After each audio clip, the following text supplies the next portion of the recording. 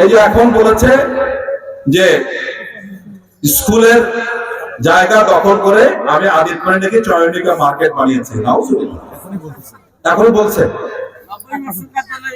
ওই মার্কেটার জমির মালিক হলো কান্তেশ্বর বর্মন স্কুল। আমি খুবই অবাক হই, দাড়ি টুপি রেখে এরকম অরহর মিথ্যা কথা কিভাবে বলে। যাই হোক, সে বিচার আপনাদের। আমাদেরকে বলা হয় যে সাত চাষ করছে, 7 বার হালকাটা করেছে, মরু মজিবর নাকি আপনাদের কাছে বাকি খেয়েছে পাইছে। ঠিক আছে, আমার বাবা মারা যাওয়ার আগে 3টা ওসিয়ত করে গেছে। আমার লাশের সামনে কোনো বক্তৃতা হবে না, আমি কারো কাছে 1 টাকা পাই না, কেউ আমার কাছে 1 টাকা পায় না।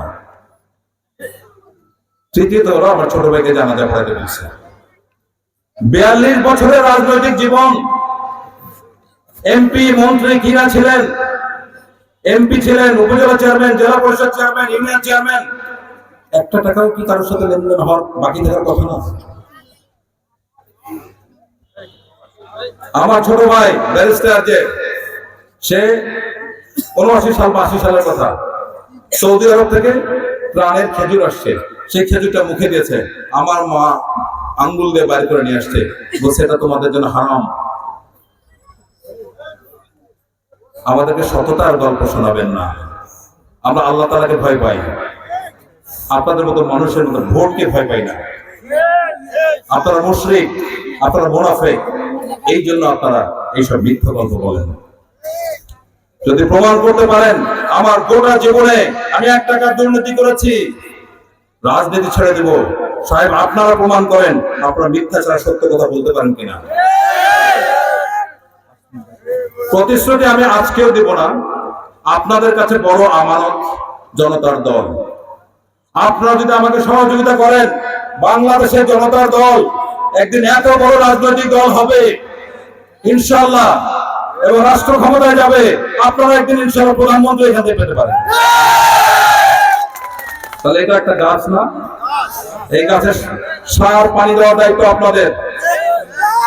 আমি কোনোদিনই প্রতিশ্রুতি দিব না, কিন্তু একটা গোপন কথা কই, মানুষের কর না কিন্তু, ঠিক আছে? রাস্তে কই নাকি? মহিষকচা আমার বাবার জন্মস্থান। আজকে আপনাদের প্রমাণ দিয়ে গেলাম কেন আমি মহিষকচায় সর্বশেষ মিটিং করছি।